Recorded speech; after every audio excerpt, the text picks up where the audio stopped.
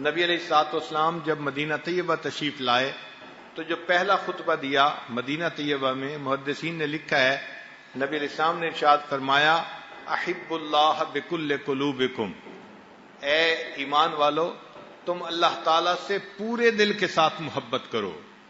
بسا اوقات انسان ادھورے دل سے محبت کرتا ہے، یعنی دل میں کئی محبتیں ہوتی ہیں، لیکن فرمایا کہ اللہ سے جو محبت کرو تو پورے دل سے محبت کرو، اپنا دل اللہ کے حوالے کر دو، اس دل کو اللہ کی محبت سے بھر لو، اللہ کی محبت سے لبریز کر لو، یہ دل اللہ کے لیے وقف کر دو، حتیٰ کہ سینے میں اللہ تعالیٰ کی محبت ہی آ جائے۔ ایک اور حدیث مبارکہ میں نبی علیہ السلام نے ارشاد فرمایا احب اللہ لما یغزوکم من نعمہ، اللہ تعالیٰ سے محبت کرو اس لیے کہ اس نے تمہیں کھانے کے لیے کیا کیا نعمتیں عطا فرمائی ہیں۔ تو اللہ تعالیٰ نے ہمیں چونکہ نعمتوں سے نوازا ہے، اور جانوروں کو بھی اپنے محسن سے محبت ہوتی ہے، ہم تو پھر انسان ہیں، ہمیں بھی چاہیے کہ ہم اپنے محسن حقیقی اللہ رب العزت سے ٹوٹ کے پیار کریں۔ یہ جو اللہ کا لفظ ہے یہ محبت کی دعوت دیتا ہے، یہ ولاہن سے بنا، اور عربی میں ولاہن اور ولیہا اس کا معنی محبت ہوتا ہے۔ اردو زبان میں بھی والا کا لفظ استعمال ہوتا ہے، والا کا مطلب ہوتا ہے شیدا، محبت کرنے والا۔ چنانچہ حضرت مولانا فضل الرحمان گنج مراد آبادی رحمۃ اللہ علیہ نے اللہ کے نام کا جو ترجمہ کیا ہے تو وہ من موہن کیا ہے، یعنی محبوب، دل کو پسند آنے والا۔ تو جب ہم اللہ کو پکارتے ہیں اللہ کے نام سے تو ہم دوسرے لفظوں میں کہہ رہے ہوتے ہیں کہ اے ہمارے دلوں کے محبوب۔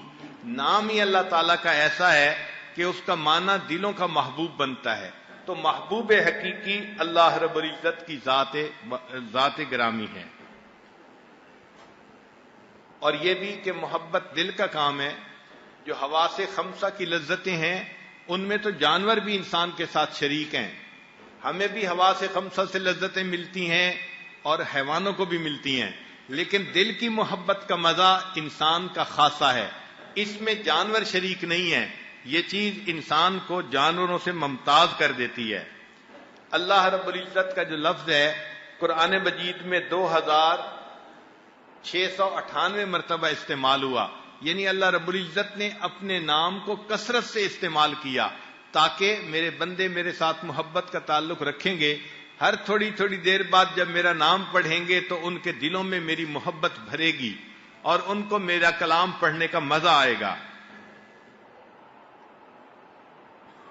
یہ عشق کی پڑیا اللہ رب العزت نے فقط انسان کو عطا فرمائی ہے۔ چنانچہ کہنے والے نے کہا ہر کے عاشق شد جمال ذات را، اوست سید جملہ موجودات را۔ ہر وہ بندہ جو اللہ تعالیٰ کی ذات کا عاشق ہو جاتا ہے وہ باقی تمام مخلوق کا سردار بن جاتا ہے۔ عقل و دل و نگاہ کا مرشد اولی ہے عشق، عقل و دل و نگاہ کا مرشد اولی ہے عشق، عشق نہ ہو تو شرع و دین بت قدائے تصورات۔ اگر دین میں سے اللہ تعالیٰ کی محبت کو الگ کر دیا جائے تو بقیہ چند تصورات کے سوا اور کوئی چیز نہیں بچتی۔ تو دین کی بنیاد اصل میں اللہ رب العزت کے ساتھ محبت ہی ہے۔ عاشق کی دو قسمیں ہوتی ہیں، ایک ہوتا ہے عاشق ذاتی، جیسے ماں کو بیٹے سے محبت ہوتی ہے، بیٹا خوبصورت ہو تو بھی ہوتی ہے، خوبصورت نہ ہو تو بھی محبت ہوتی ہے، اس لیے کہ ماں ہے، تو یہ ذاتی محبت کہلاتی ہے۔ کچھ بندوں کو اللہ تعالیٰ سے ذاتی محبت ہوتی ہے، وہ اللہ تعالیٰ سے عبادت کرتے ہیں مگر اس کے بدلے وہ اللہ تعالیٰ سے کوئی دنیا کی چیز طلب نہیں کرتے بلکہ اللہ کی رضا ہی کی طلبگار ہوتے ہیں۔ مشہور واقعہ ہے، راویہ بصری پر ایک مرتبہ ایک عجیب کیفیت طاری ہوئی۔ اس کیفیت میں انہوں نے ایک ہاتھ میں پانی کا لوٹا لیا اور ایک ہاتھ میں تھوڑی سی آگ لی اور چل پڑی۔ کسی نے پوچھا کہ کہاں جا رہی ہیں؟ کہنے لگی کہ میں نے دیکھا ہے بعض لوگ جنت کی طلب میں اللہ کی عبادت کرتے ہیں اور بعض لوگ جہنم کے خوف سے اللہ کی عبادت کرتے ہیں. تو میں اس لیے چلتی ہوں کہ اگر ہو سکے تو میں جنت کو آگ لگا دوں اور جہنم کی آگ کو بجھا دوں تاکہ اللہ کے بندے فقط اللہ کی رضا کے لیے اس کی عبادت کر سکیں. تو ان کی ایک کیفیت تھی کہ ہم کچھ بدلہ نہ چاہیں اللہ سے، فقط اللہ کو راضی کرنا، یہ اس سے بڑھ کر اور کیا جزا ہو سکتی ہے. تو یہ حضرات عاشق ذاتی کہتے ہیں. کچھ اور عاشق ہوتے ہیں ہمارے جیسے، وہ عاشق احسانی کہلاتے ہیں کہ جب اللہ تعالیٰ نعمتیں دیتے ہیں تو منعم حقیقی سے محبت ہو جاتی ہے. ہم نے تو جانوروں کو دیکھا کہ اگر لوگ کسی جانور کو کچھ غذا دینا شروع کر دیں تو جانور بھی محبت کرتے ہیں. سرکس میں آپ دیکھتے ہیں کہ شیر کو اگر کوئی کھلانے والا بندہ ہوتا ہے تو وہ اس کے منہ میں بھی ہاتھ ڈال دیتا ہے تو شیر اس کو کچھ نہیں کہتا. اگر درندے بھی اپنے پالنے والے اور اپنے احسان کرنے والے کے ساتھ اتنی محبت کا اظہار کرتے ہیں، انسان تو بالآخر انسان ہے. اللہ نے ہمیں دنیا میں دین دیا، صحت کی سلامتی دی، عزتیں دی، معلوم نہیں کتنی کتنی نعمتیں دی جو ہم گن بھی نہیں سکتے.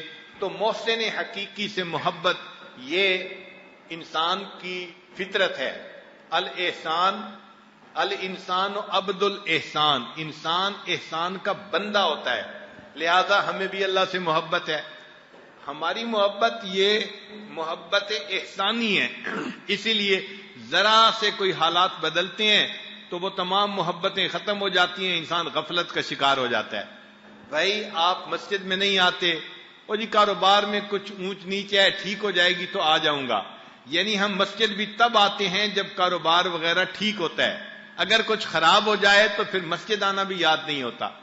ان کو کہتے ہیں عاشق احسانی، احسان کی وجہ سے عاشق. تاہم عاشق بننے کے لیے انسان کو باقی تمام چیزوں سے قلبی طور پہ کٹنا پڑتا ہے. اللہ تعالیٰ کی محبت ملنے کی شرط یہ ہے کہ بندے کے دل میں کسی اور کی محبت نہ ہو، کسی اور کی محبت نہ ہو. اس سے مراد کیا کہ فقط شرعی محبتیں جو ہیں وہ دل میں ہوں، نفسانی شیطانی شہوانی محبتوں سے دل فارغ ہو اور پاک ہو.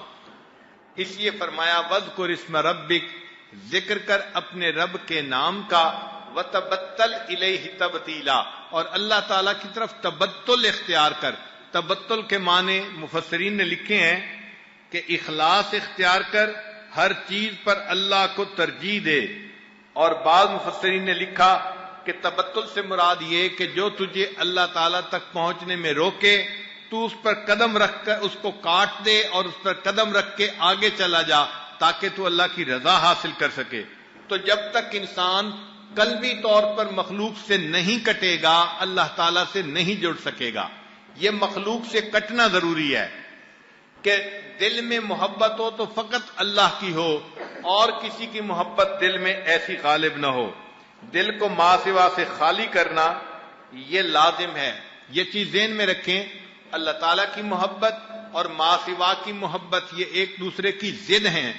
ایک چیز قلب میں آ سکتی ہے، اگر ما سوا کی ہوگی تو اللہ تعالیٰ اپنی محبت دل میں نہیں ڈالیں گے، اور اگر دل خالی ہوگا تو پھر اللہ تعالیٰ اپنی محبت دل میں عطا فرما دیں گے.